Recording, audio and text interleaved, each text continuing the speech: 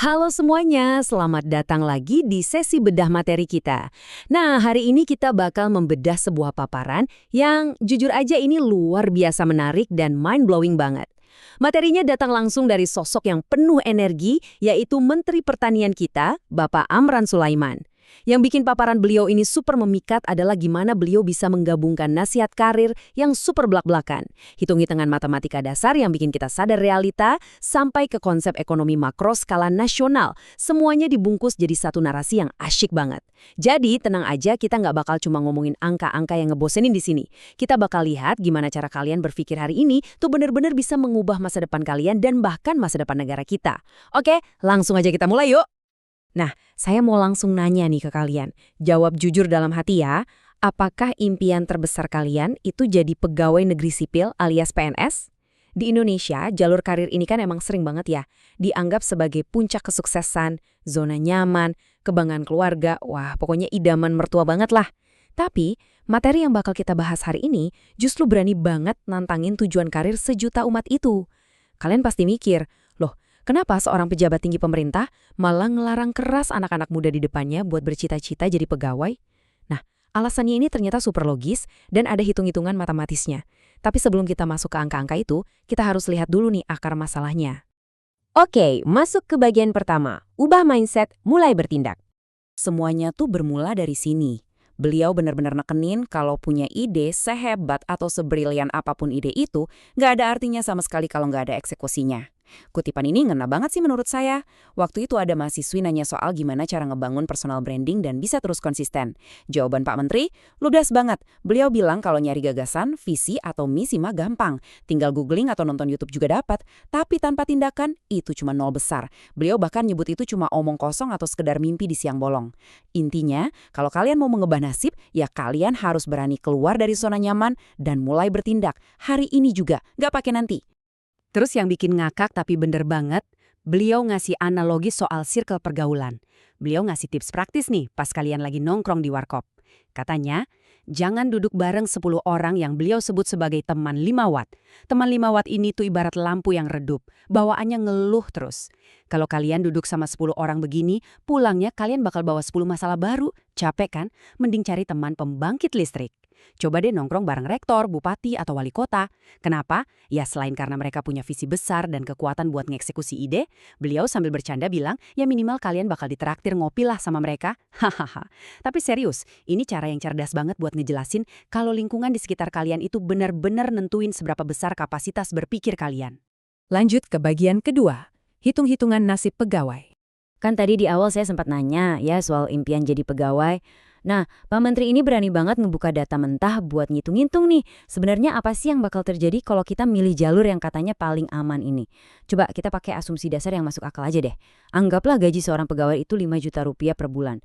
Kita kali 12 bulan dalam setahun, terus dikali masa kerja sampai pensiun. Ya kira-kira 30 tahun lah ya. Coba tebak hasilnya berapa? Total pendapatan kalian seumur hidup dari gaji itu cuma di kisaran 1,8 miliar rupiah. Sekilas, wah 1,8 miliar kedengarannya gede ya. Tapi tunggu dulu, apa beneran segede itu kalau kita benturkan sama realita zaman now? Dan jeng-jeng, realitanya ternyata nampar banget teman-teman. Pendapatan seumur hidup mentok di angka 1,8 miliar. Padahal buat ngebangun rumah tangga yang layak aja, kalian kan butuh tempat tinggal ya nggak? Anggaplah harga rumah standar di kota sekarang sekitar 2,5 miliar. Belum lagi kalian butuh kendaraan, beli kasur, beli kulkas, taruhlah habis 300 juta. Total biaya hidup dasar kalian aja udah nyentuh angka 2,8 miliar. Berarti ada defisit yang gede banget di sini, sekitar minus 1 miliar rupiah. Jadi punchline-nya ada di sini nih. Beliau dengan sarkasme yang dapet banget bilang kalau ngandelin hitungan kayak tadi, jangankan buat beli mobil, uangnya tuh udah habis duluan, bahkan sebelum kalian sempat beli sampo sama sikat gigi. Istri di rumah udah ngomel duluan pasti. Tapi tunggu dulu, beliau juga ngasih catatan penting ya.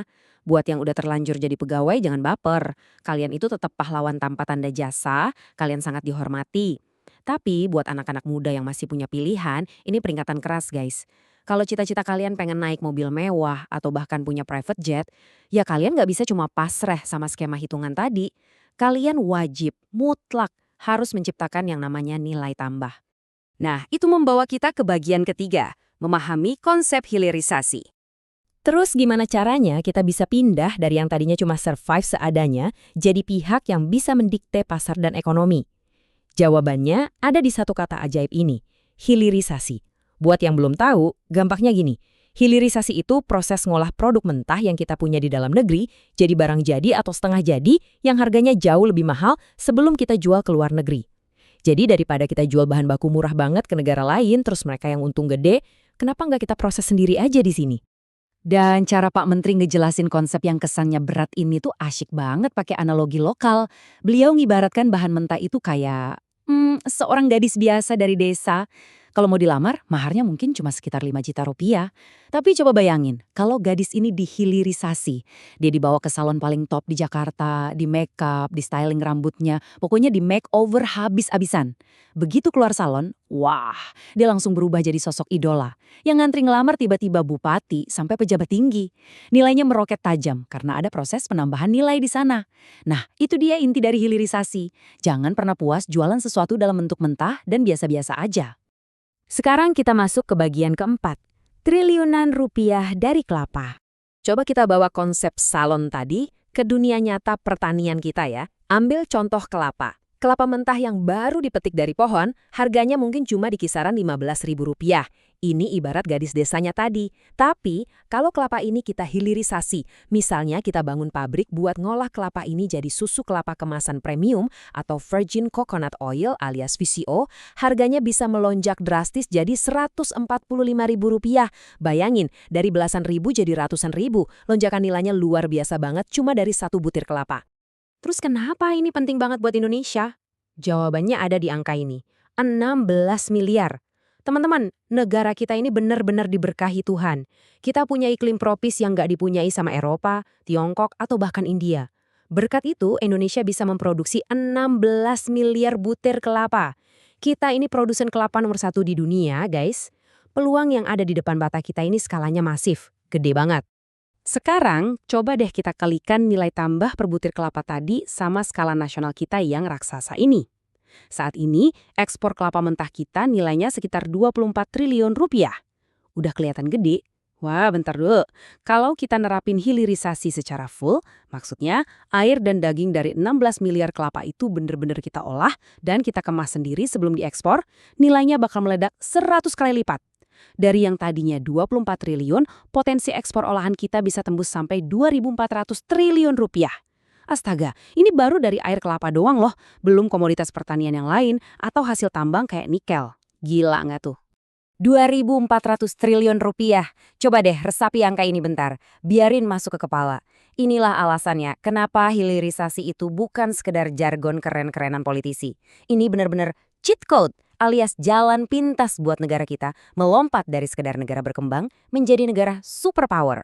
Bayangin aja, nilai triliunan yang selama ini nguap gitu aja, cuma karena kita malas repot ngolah bahan baku sendiri, itu sebenarnya kekayaan yang hakiki buat rakyat Indonesia. Dan disinilah peran kalian, para mahasiswa, akademisi, anak-anak muda, dan pengusaha. Tugas kita adalah ngebangun pabrik-pabriknya, menciptakan inovasinya, bikin kemasannya. Nah, setelah muter-muter ngomongin angka triliunan skala negara, Pak Menteri akhirnya narik topik ini balik ke diri kita masing-masing. Beliau ngingetin sebuah pesan yang kuat banget. Ubah mindsetmu, kamu bisa mengubah dunia. Nasib kita, nasib bangsa ini nggak bakal berubah kalau bukan kita sendiri yang gerak ngubahnya. Kita nggak bisa terus-terusan nunggu wali kota, rektor, atau bahkan nunggu seorang menteri datang bawa keajaiban buat ngubah hidup kita. Nggak bisa. Semuanya itu harus berawal dari keberanian kalian buat keluar dari rute yang biasa-biasa aja. Keberanian buat ngasih nilai tambah di setiap hal yang kalian kerjain, dan pastinya konsistensi buat tetap maju walau lagi banyak cobaan. Akhirnya kita sampai di ujung bedah materi kali ini. Nah, pertanyaan besarnya sekarang balik lagi ke kalian nih. Setelah kita ngeliat bareng-bareng hitungan matematika dingin dari jalur karir yang stagnan, terus kita bandingin sama potensi yang nyaris nggak terbatas dari ngasih sebuah nilai tambah, entah itu ke sebutir kelapa atau ke diri kalian sendiri, kira-kira mindset apa nih yang bakal kalian ubah hari ini? Jangan kelamaan ragu guys, begitu kalian dapat idenya, langsung sikat, langsung bertindak. Oke deh, makasih banget udah ngikutin paparan materi yang gokil ini sampai habis. Sampai ketemu lagi di sesi bedah materi kita selanjutnya. Tetap semangat ya!